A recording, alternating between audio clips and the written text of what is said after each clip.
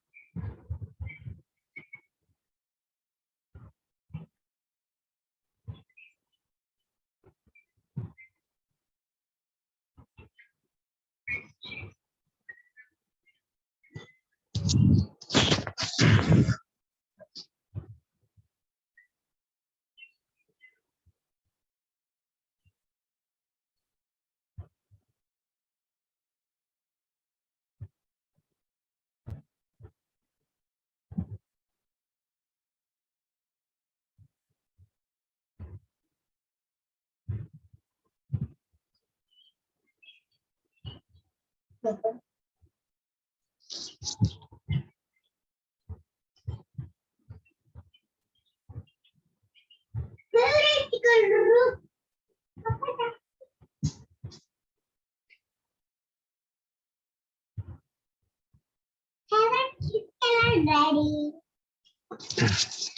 in the previous class, we discussed about phases in building expert systems, and we discussed about expert system versus traditional systems, and we discussed about rule-based expert systems, right? So in this class also, we'll discuss about rule-based expert systems.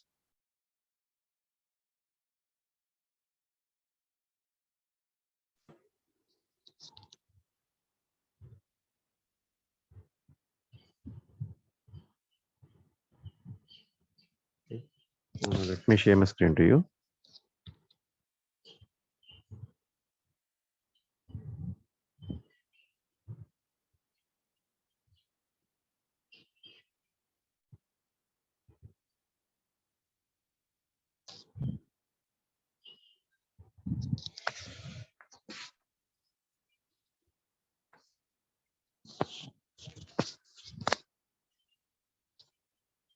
Okay.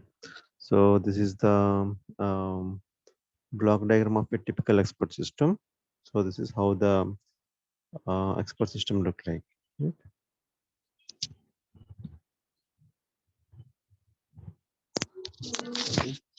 So this is how the expert system look like. So a user will be on one side, and input and output will be given to the IO interface.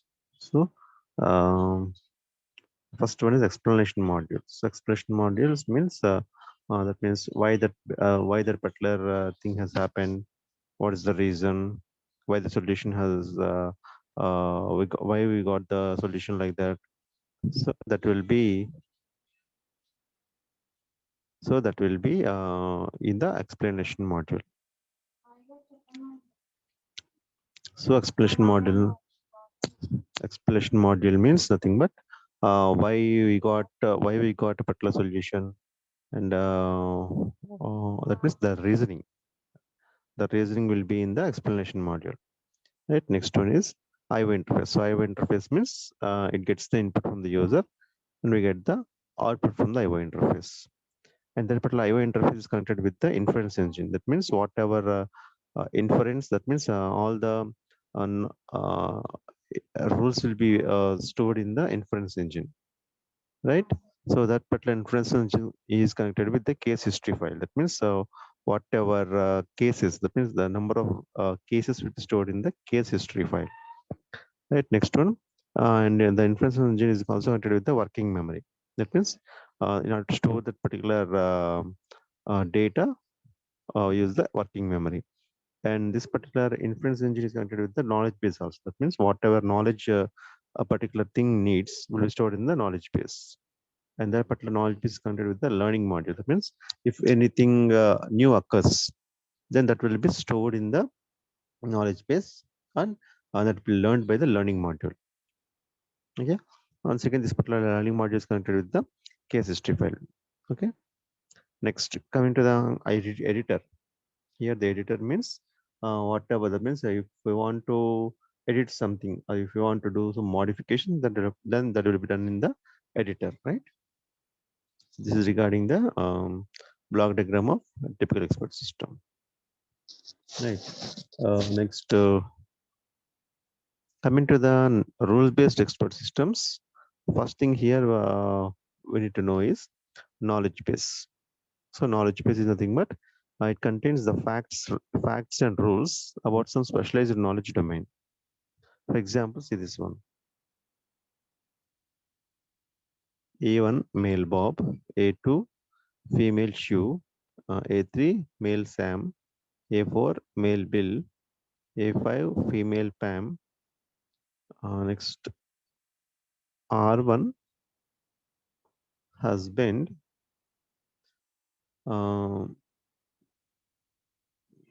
question mark X, question mark Y. That means this particular thing is to be means you don't know these values, right? So implies male of question mark x, R2 of wife. I don't know the x values and y values. Female of x. Okay. So first, so we need to um, solve this particular thing. Okay. So R3 of so these are nothing but the facts and rules in the knowledge base. So these are some of the facts and rules.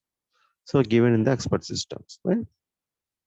Now, so this is how the facts and the rules are being represented in knowledge base. Okay, so who is the father for whom, who is the mother for whom, and whose wife is uh, and the husband's that means which wife belongs to which husband and which husband belongs to which wife.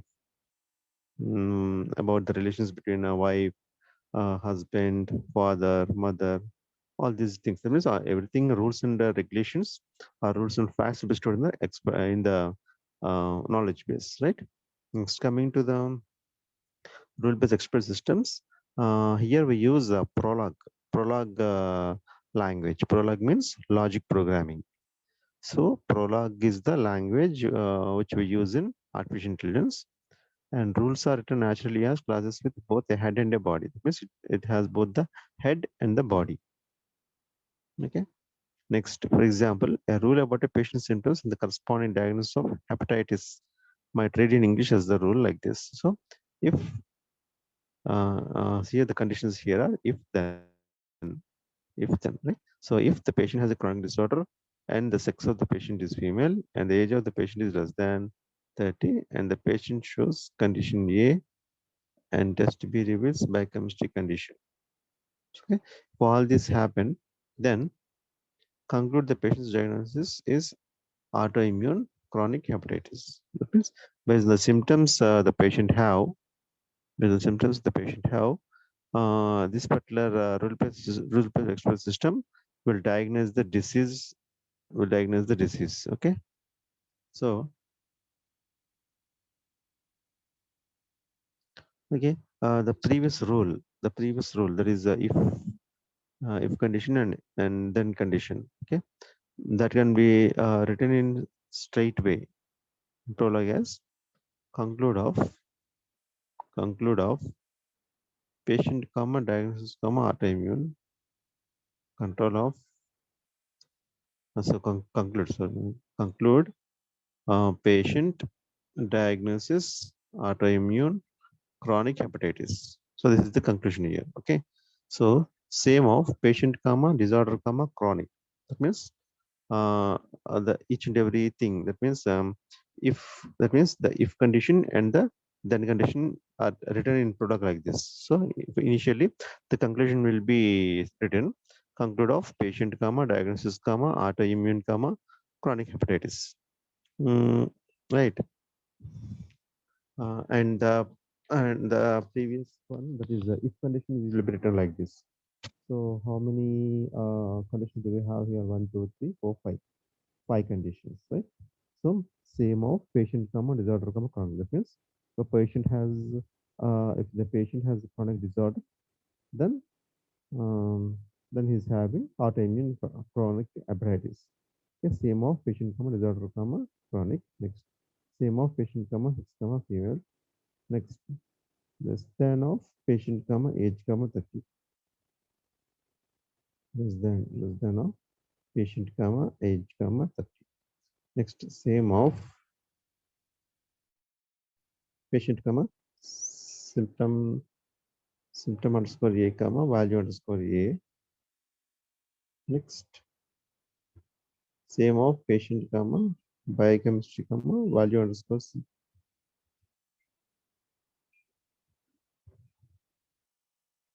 Right. So the prologue rules have at most one conclusion clause. That means this particular program and this particular prologue programming language has at most one conclusion clause.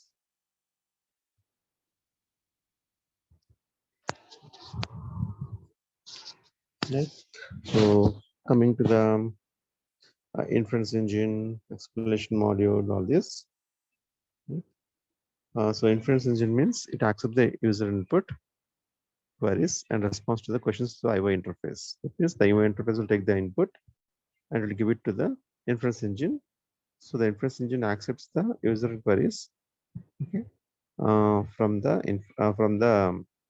IO interface.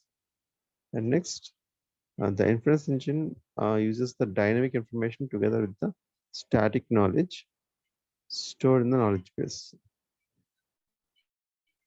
Okay, so dynamic information is nothing but so the information which at present we have, the information which at present we have, that is the dynamic information. So together the static knowledge means knowledge doesn't change, only the information will change. Okay, so static knowledge stored in the knowledge base. So all these things will be stored in the knowledge base only. Okay, right. Next, the knowledge in the knowledge base is used to derive conclusions.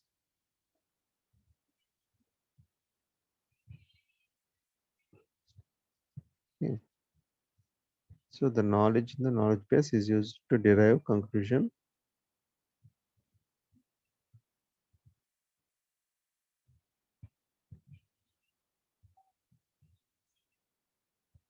Okay. So the knowledge in the knowledge base is used to derive the conclusions about the correct case. Means based on the knowledge that is present in the knowledge base, it derives the conclusions about the current case, right? So next, so it applies the knowledge to find a solution to the problem. That means based on based on knowledge that is present in the knowledge base, it is going to conclude something, right? So and after that, it applies the knowledge to to find the solution. That means whenever there is a problem, so it applies the knowledge present to the knowledge base and is going to um, solve the problem. In general, inference engine makes inferences by deciding which rules are solved. That means this particular inference engine will select the rules that are to be applied. Okay. Next, decides the priorities of the satisfied rules. Now it decides the priority, right? Next, third one is execution. Okay. Next, generally inferring process carried out occurs in 3 stages. That means this thing happens in 3 stages. One is match, select, and execute. That is matching will be done first. After that, selection will be done. After the execution will be done. So these are the 3 things that happens in inference engine, right?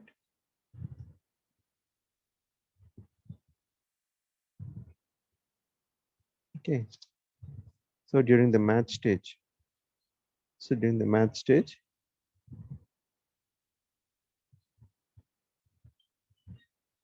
the contents of working memory are compared to the facts and rules contained in the knowledge base. That means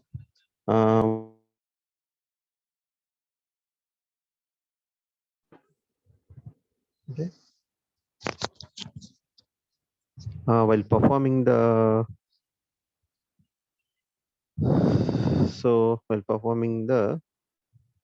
matching, the contents of working memory are compared to facts and rules. So the contents that are present in the working memory are compared with the facts and rules contained in the knowledge base, right? So when proper and consistent matches are found, that means so whenever there's a match, then the corresponding rules are placed in the conflict set. Okay. Next, after that, explanation module. So it explains the reasoning of the system to the user. It provides the user with an explanation of the reasoning process when requested. And this the explanation module will give the reasoning. That is why that particular thing has happened like that. Okay. So it provides the user with an explanation of the reasoning process when requested. The credibility of expert system is established only when it is able to explain how and why. That means how that particular thing happened and why that particular thing happened will be explained by the explanation module. So based on the conditions or based on the explanation, it is going to give the conclusion. So the explanation increases the belief of user in the expert system. Next, rule-based expert systems. So coming to the next one is building a knowledge base. That means whenever we want to build a knowledge base, we have editor and knowledge engineering here. Okay. Knowledge is editor is nothing but whenever we want to edit some knowledge in the knowledge base, we're going to do using editor. Okay. Next, if any data is not needed in knowledge base, and that can be removed from the knowledge database, and if any data is needed for the domain, that can be inserted into the database. That means for the insertion and deletion will be done in the editor only. Okay. Next one is knowledge engineering. The primary people involved in building an expert system are the knowledge engineer. So the knowledge engineer does all the things, right? The domain expert and the end user. So here, three persons are there. So they will build the expert system. Those are they are knowledge engineer, domain expert, and end user.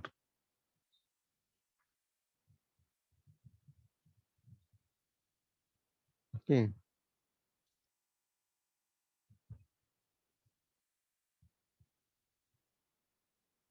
So these are the three people involved in building an expert system. One is knowledge engineer, another one is domain expert, and the third one is end user. Knowledge engineer, domain expert, end user.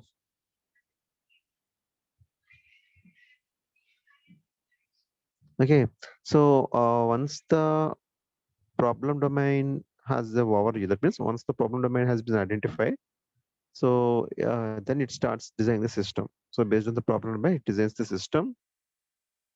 So based on the so that means based on the problem domain, they will consider the session. That means they will conduct some sessions with the domain expert. That means so, how to solve that particular problem. Okay, then he or she is ready to begin actually designing the system. That means first one sessions will be done where the problem solution will be discussed there with the domain expert.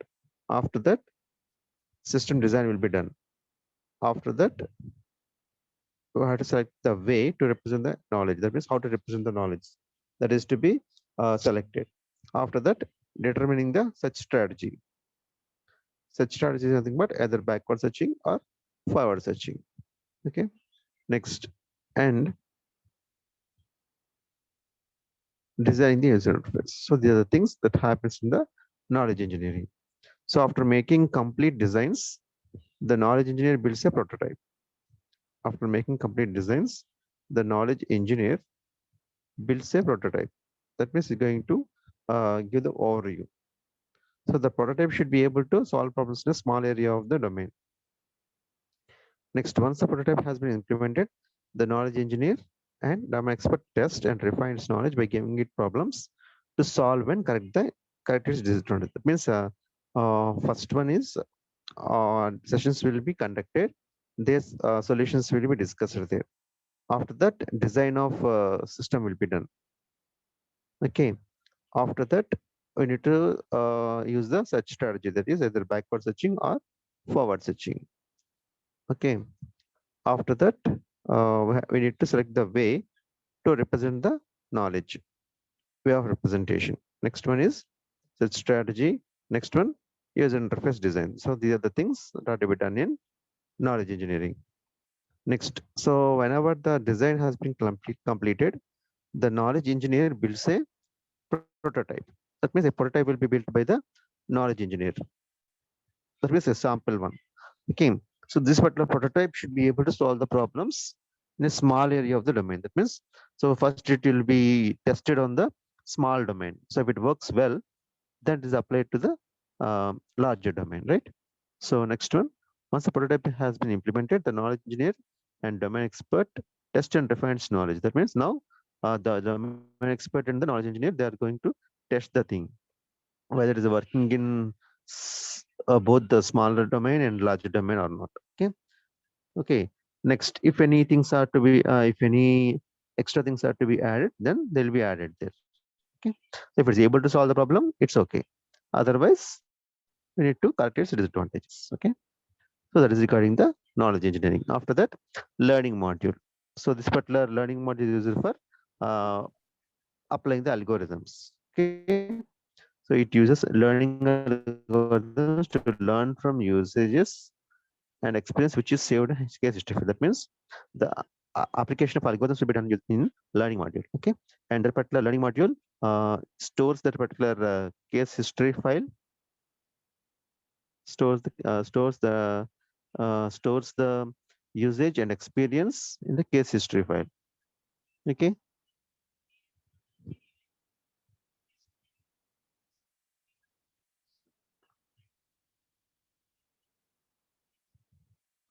Right. Next one. The learning algorithms themselves determine to a large extent how successful learning system will be. That means the algorithms. That means the learning algorithms are applied there, and they're going to determine whether it is whether it requires a success or not. Okay. The algorithms control the search to find and build the knowledge structures. That means the algorithms they will control the search process, and they're going to find and build the knowledge structures. Next, so the algorithms that extract much of the useful information from training examples and take advantage of any background knowledge or perform those that do not. That means now they are going to apply the algorithms, and they will search whether if we give some training, it is working well or not. Okay. Otherwise, some more knowledge is to be added. Okay. Next one is case history file. So this particular case history file contains all the cases which are made for the study of, as well as new cases which come up with the system is used more and more. That means each and every particular cases will be stored in the case history file. And also, if any new cases are there, then it is going to add it to the case history file. Next one. So the extraction of relevant cases to format the facts and rules are major issue, and file handling is tedious task. Okay, so that means extracting the relevant cases in the format of facts and the rules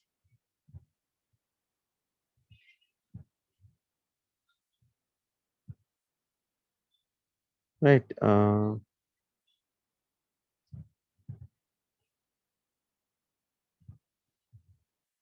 So the file contains all the cases which is made as per the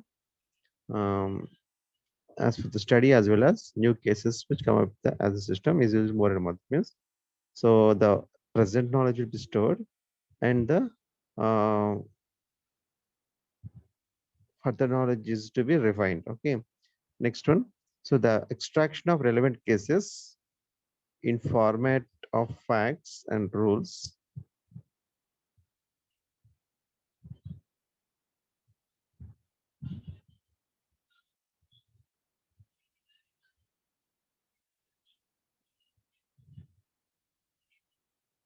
Okay. After this particular case history file is over, the extraction of relevant cases in format of facts and rules are major issue, and file handling is reduced. That means relevant case extraction.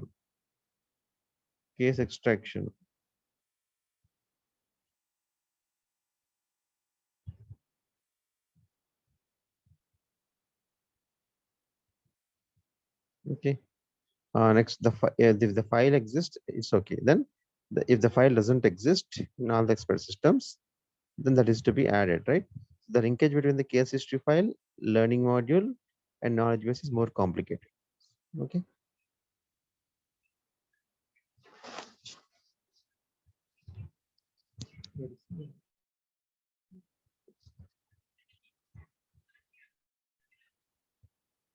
So next one is blackboard system. So in this blackboard system, it appears like this. So we have the blackboard architecture here. So the blackboard architecture is like this. One is a blackboard, another one is knowledge source, and another one is control information. These are the three things. Okay. So this particular blackboard architecture refers to special type of knowledge-based system, which uses a form of opportunistic reasoning. Okay.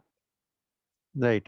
So here we have either backward chaining or forward chaining. So it differs from the pure backward or pure forward chaining in production system. That means in production system we have pure backward chaining or pure forward chaining system.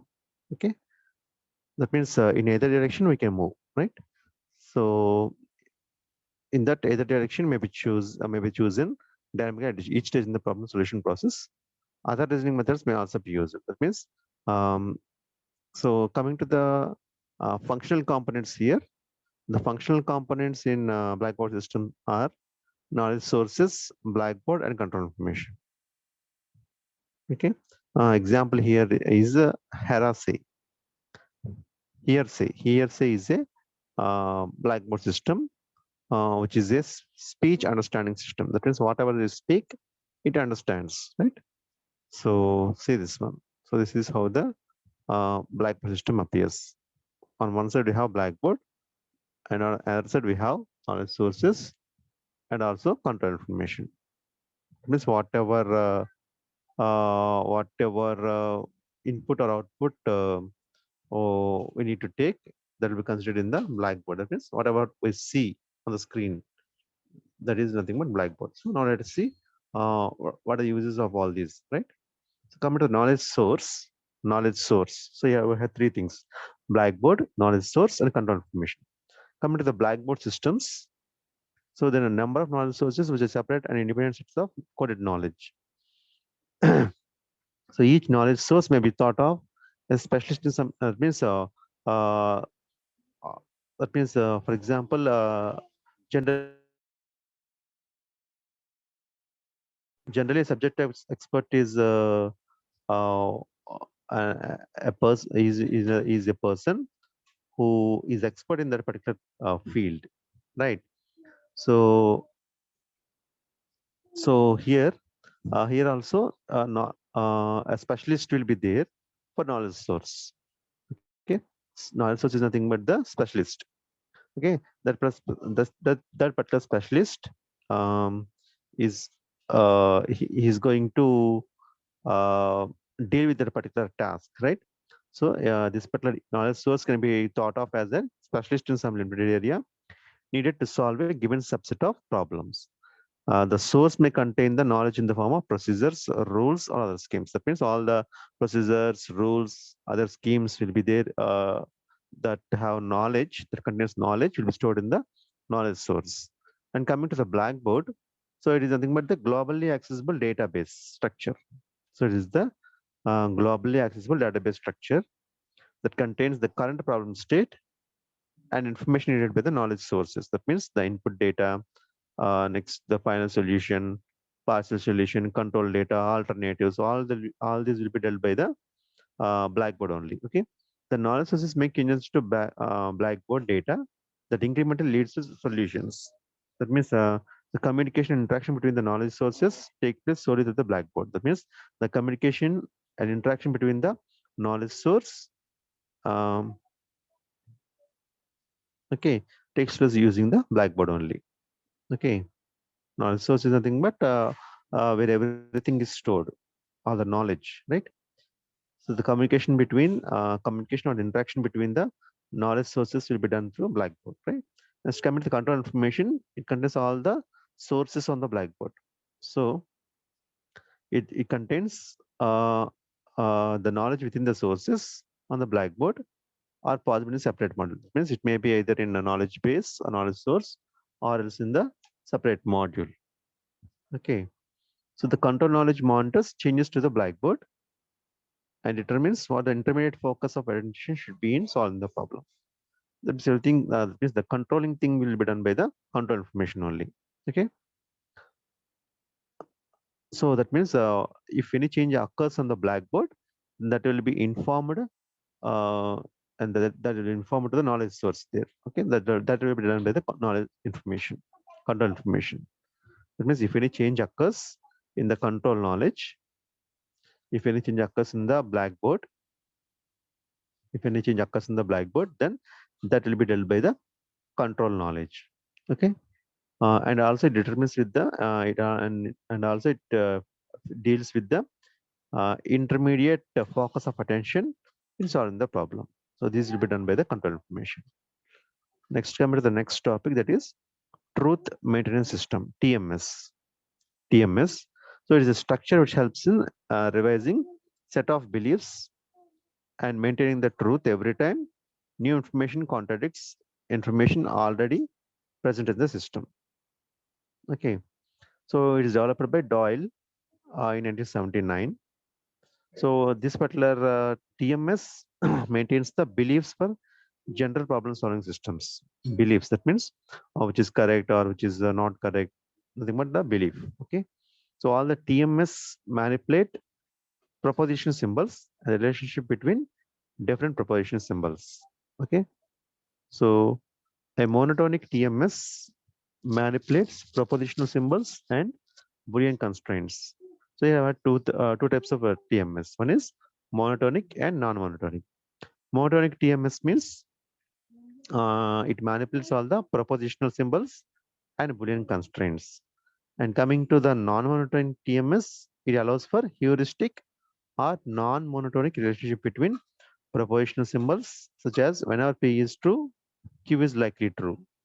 Or if P is true, then unless there is evidence to the contrary, Q is assumed to be true. That means some facts or rules. Okay, right, next. Coming to the next one, monotonic system and logic. So now let us see what is meant by monotonic system and logic and what is non-monotonic system and logic. Okay, so monotonic reasoning is nothing but uh, it is the world of axioms that continually increases in size and keeps on expanding. Okay, that means whenever some reasoning or the knowledge is being added, it increases in size and keeps on expanding. Okay, so an example of monotonic form of reasoning is predicate logic. So the predicate logic is the example for truth maintenance system. That is a non-monotonic that is monotonic reasoning. Monotonic reasoning is nothing but predicate logic. Example for monotonic reasoning is predicate logic. And next one is non-monotonic system and logic. Okay, so in this particular systems, truths are present in the system that can be retracted whenever that means whenever there is any contradiction, then that particular truths that are present in the system will be retracted. Okay, hence the number of axioms can increase as well as decrease. Okay, so there is an increase or decrease in the number of axioms, whereas in the monotonic generally there will be an increase in the size, right?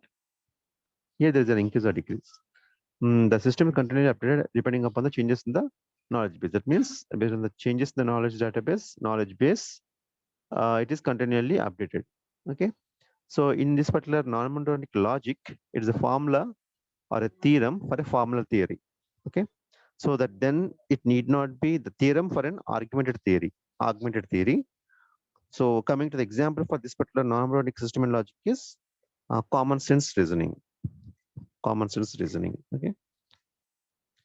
And next topic is monotonic reasoning. So it is a general facility for manipulating Boolean constraints on propositional symbols. The constraint has the form P implies Q, where P and Q are propositional symbols. And coming to the functionality of monotonic TMS, functionalities are first one is add constraint, follow from, and interface functions. So the other three things. So now let us consider an example here. Okay. So we have a premise set here, sigma equals to P comma W, and internal constraint set is P implies Q.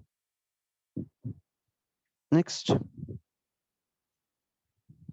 P implies Q comma P. Next, and W implies R comma Q and R implies S. So these are the set. This is the set given to us. Now the justification letters are written like this. So P comma W, P comma W, next P, next Q comma R. Okay. Now the derived letters here are P comma W means The derived literal here is R. Next one.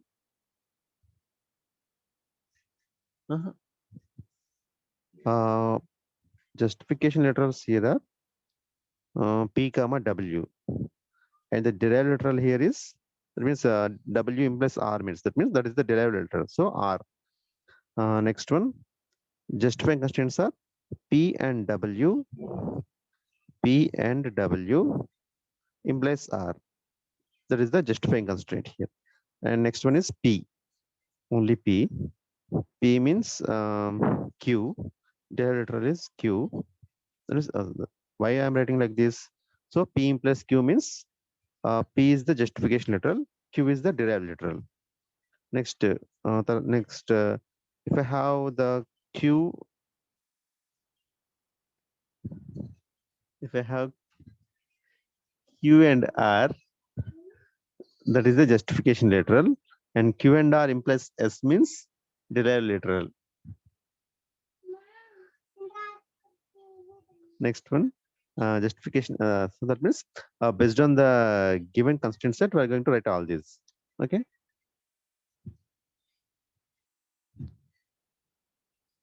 So P comma W. So P and W implies R. So P and W implies R means R will become derived literal. Next P comma W will become justification literal. For example, if I have Q and R implies S, then Q comma R are justification literals and S is the derived literal. Like that you have to write, right? So based on that, I have written like this. So P comma W R. So justification literals are P comma W. Derived literal is R. Next justification constraint is P and W implies R. Next P. P implies Q means P will be the justification literal, Q will be the derived literal. So P, Q, and next P implies Q. Next one, Q comma R. So Q and R implies S. So based on that, I have written like this. The Q comma R, that is justification literals. Next implies S means S will be the derived literal. Next Q and R implies S. Okay. Now I have to draw the justification tree like this. Okay. S, Q comma R, Q R. So Q means P implies Q. R means P and W implies R. Next, Q means P. Next one, R means P comma W. Like this, I have drawn the justification tree. Okay.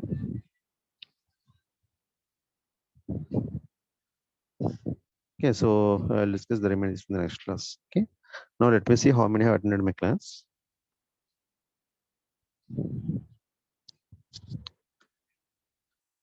There are only 47 members attended my class. I don't know why there is a very less number.